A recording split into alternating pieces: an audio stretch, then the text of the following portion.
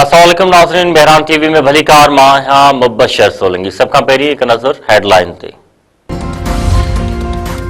Sydney में firing वाक़े जे जवाबदार मथां फ़र्द जुर्म अॼु लागू कयो वेंदो।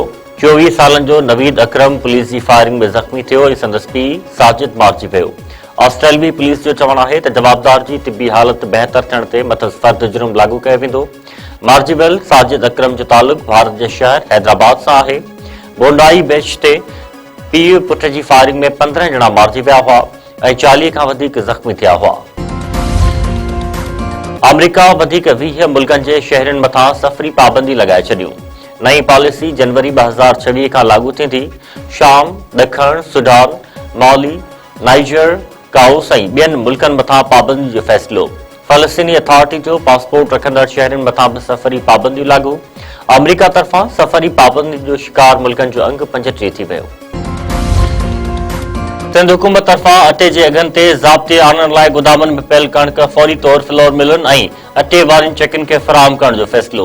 वॾे वज़ीर मुराद अली शाह जी सदारत हेठि सिंध काबीना जो इजलास, अहम फ़ैसिलनि जी मंज़ूरी। कणिक जो फ़ी मण अघु 3800 रुपया मां घटाए 3200 रुपया मुक़रर।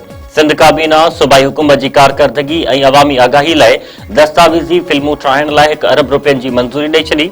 ट्रांसपोर्ट बसुनि जी ख़रीदारी ऐं ऑपरेशन लाइ 46 करोड़ 44 लख रुपया मंज़ूर।